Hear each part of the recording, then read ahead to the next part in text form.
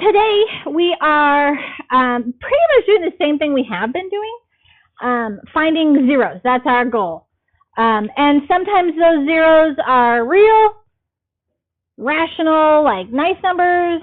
Sometimes they're irrational with crazy radicals, and sometimes they're imaginary.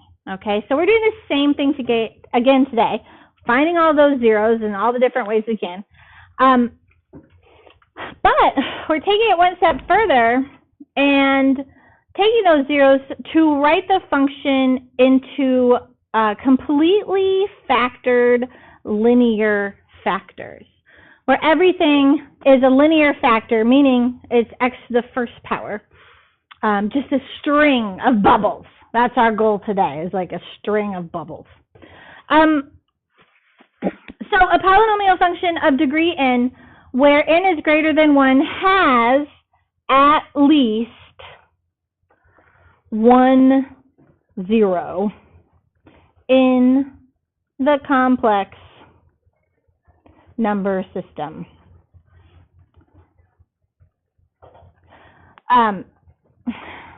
There's always at least one zero, because if your degree is 1, there's at least one zero. Okay. In the complex number system includes all of those real numbers. So it's the reals and the imaginaries put together. That's our whole giant complex number system. Okay. And so, well, that's kind of silly. We've known for a while, whatever the degree is, that's how many zeros we have. Some of them are real, some of them are imaginary, but they're always at least one. That is always at least 1 0. All right. So if C is a complex zero, so if we have a zero of a polynomial function, then x minus C is a linear factor of the polynomial. N-O-M-I-A-L. So if we have a zero, I can really easily take it and write it. Could you borrow one of your? I could really easily take that zero and write it as a bubble, which is, of course, what I like to call these because they look like bubbles. And so we want to just practice writing these linear factorizations today. We want to find the zeros, so we're going to get more practice of what we've been doing like all last week. Then find the complete factorization, and the complete factorization is where we're going to write it in a string of bubbles, okay? I want to start here with number 2. Always, I want to ask myself, can I factor first? Because if I can factor by hand, then that's the easiest thing to do. And so I want to find the zeros, so I'm going to set my function equal to 0. And I see 3 terms. Do you think I can double bubble this? Yeah, I think I can.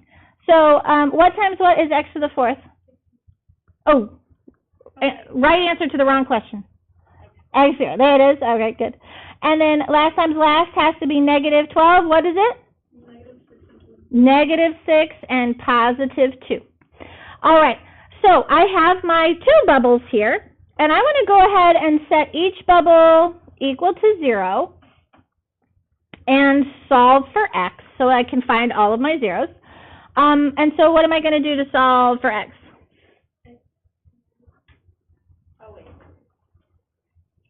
Can I add 6?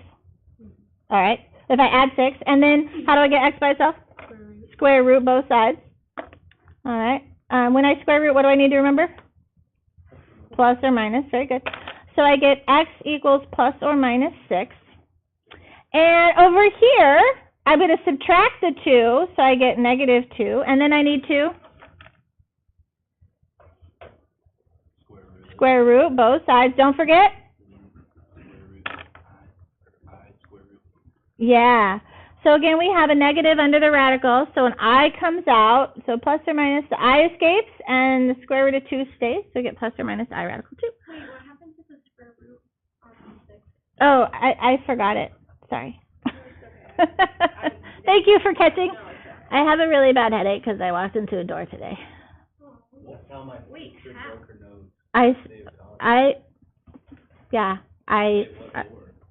It was very dark and I go from the bathroom, I walk out into my closet, and the lights are out, it's totally dark, husband's asleep, and yeah, I just didn't turn enough, and I ran right into the door. I mean, full on bloody nose, like, it was just unbelievable.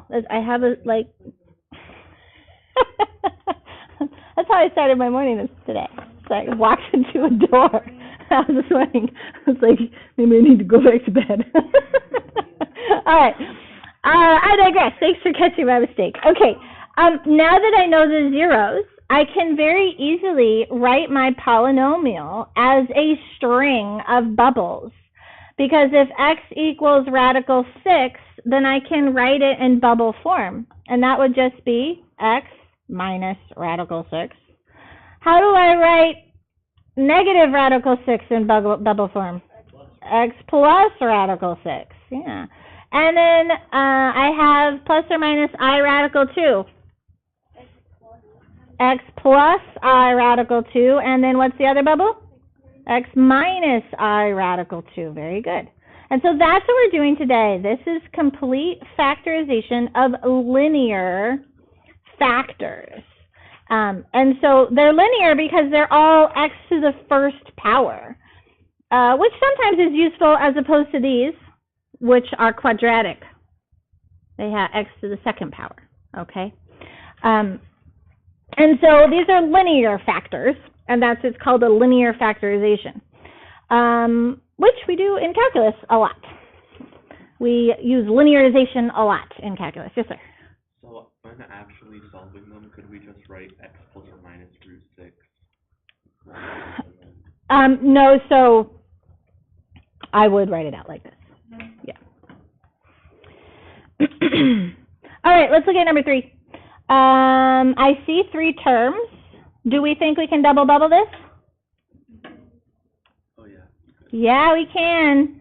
If I multiply the 9 and 4 together, we get 36, which is 1 away. Is that how you do it? Well, that's how I think about it. To know if it works, then that's a 1 away is usually going to work, yeah. So that means I'm going to keep my 9x squared times 1x squared, and I also want to keep the 4. Let's see, positive 4 and negative 1 will get me my negative 4 when I multiply. How do I know if I did it right? Insides and outsides. Check your in and outs. All right, so my outside here is 36x squared, and my inside is negative 1x squared, and that gets me my positive 35 there, so I know I did it right. Let's see, does 9x squared minus 1 double bubble? Yeah, that goes a little further, and my goal is linear factors, so if I can factor further, then that's great. So let's see, that would be 3x times 3x is 9x squared, and what times what is negative 1? Plus 1 minus 1. Okay, so those are linear factors. That's kind of nice. But this one, x squared plus 4, does not necessarily double bubble. All right, so what are my zeros?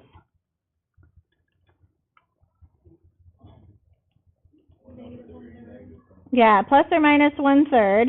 And then what do we get here with x squared plus 4?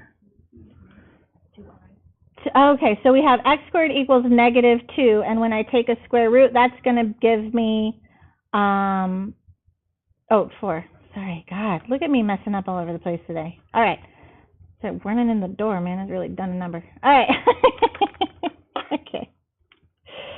All right, we get an I, and the square root of 4 is 2, so plus or minus 2i. So there's my zeros, and we would like my complete factorization. So this is why I went ahead and double bubbled this further, because you can see it's 3x plus 1 and 3x minus 1. Those are my bubbles. You get something rational like this, how do you get it back into bubble form? Isn't that kind of weird? Yeah, it's sort of, yeah, you're going to turn it around. You'd have to multiply by the 3 and then move the 1 back over. So, yeah. So 3x plus 1 and 3x minus 1 were those bubbles. And then what do we do for the imaginary? X plus 2i and x minus 2i. Good. And there we are with our complete linear factorization. All right, questions so far? those are the easy ones. All right, let's look at number 5.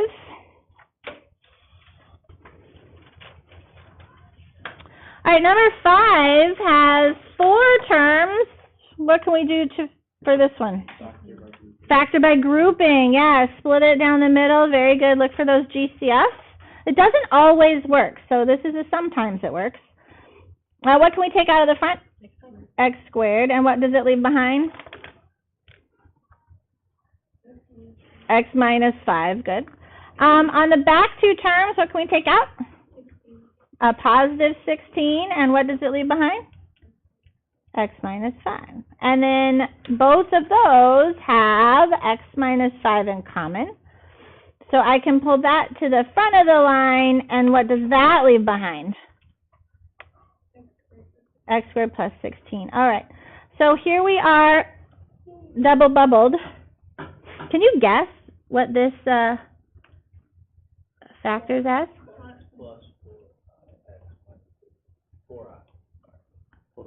Plus or minus 4i. Yeah. Once you get good at this, you can actually double bubble them pretty easily. I'm not going to go there. We get x equals 5. If I solve this, again, you can get there. If I solve this one, we would have x squared equals negative 16, and I take a square root, and that's going to give me... So does this double... You have to be careful. It doesn't technically double bubble. If it was x squared minus 16, that would be x plus 4, x minus 4, right? But this one, if you get good, these double bubble with i's. Okay? So I can rewrite this. This was x minus 5. And then here, from our zeros of positive 4i, would be x minus 4i, and then x plus 4i. All right? So you can do it 2 different ways. If you get good, you'll recognize the pattern when you see something like this, x squared plus 16. It does double bubble with i's, but you can solve it and then write the bubble as well. All right, questions on that one? Okay. Let's look at number 7. Okay, number 7. Can I double bubble that one by hand? No, that one does not work. So I can't double bubble this by hand. So what is our option when we can't factor by hand? Synthetic division. So on this one, we need our lists of P over Q's. Let's see. So my P is, the factors are 20. 1, 2, 4, 5, 10, and 20. All divided by 1. Well, that's pretty nice. I'm going to graph it. Let's see. So we have x cubed minus 11x plus 20. And now that we have our list, it helps us narrow down, especially if they're ugly. What do we have for a 0? Negative 4. So we're going to use negative 4 with synthetic division. Now, when I use synthetic division, what do we have to remember here? There's an invisible term here, so we need to fill it in with a 0. So we have 1x cubed plus 0x squared minus 11x plus 20. All right, so then we do our little division.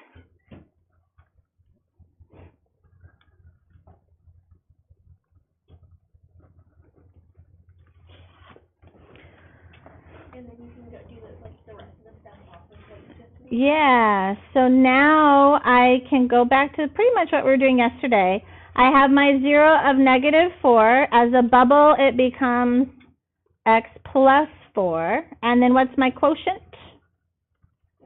X squared 4x. Good. That does not double bubble.